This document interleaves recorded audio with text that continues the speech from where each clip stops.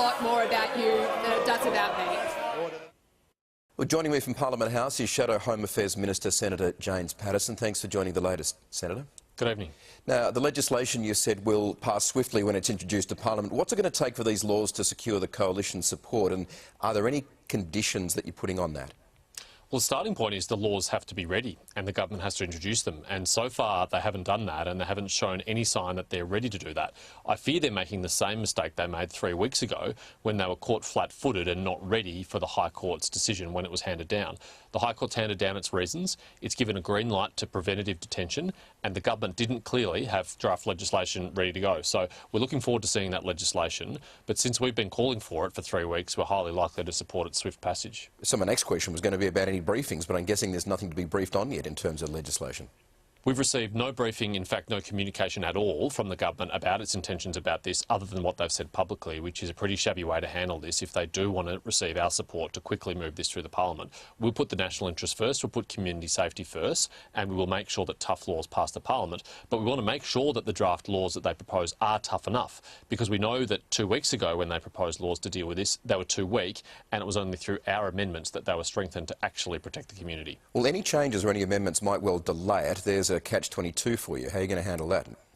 Well, we don't want to prevent this from being legislated. In fact, we've said we're willing to sit as late as possible and as long as possible. We won't go home this weekend until it is dealt with, but we can't do anything until the government produces a draft bill. So that's what we're waiting for, but we will make sure that before the Parliament rises, these laws will be passed and they'll be on the books. Senator, the High Court's focus, or the reasons focused on the case of the applicant NZYQ, a child sex offender. In its judgment, it specifically referred or referenced the, quote, preventative detention of a child sex offender who presents an unacceptable risk. So, I mean, legally, is there a chance these laws can only apply to that offence and not the other high-risk offenders like murderers? Well, even if it only applies to this offender, at least we'll have one dangerous person off the streets and out of the community. But I think you could draft a much broader law that captures a much wider range of people based on the risk they pose to the community. Now, ultimately, it will up to be courts to decide whether or not people should be incarcerated, but we want the government to draft a law that's broad enough to capture as many people as possible. Well, as we mentioned, they've just found that missing detainee. What do you make of that situation? Well, I'm relieved to hear this person has finally been found after at least 48 hours absconding in the community, not wearing the bracelet that they were supposed to monitor them. What we need to understand now is how this happened and why it happened. Was it because this person refused to wear an ankle bracelet and left into the community? Or was it because the ankle bracelet wasn't there and wasn't ready to be applied by Border Force when he was released from detention? That's a question that the government has to now answer, now that this person has been identified and found. Just clarify the coalition's position. Do you want all of these detainees scooped up again and put back in detention so that this can be analysed? Because not all of them are on the severe scale that we've been talking about in terms of the crimes that have been committed.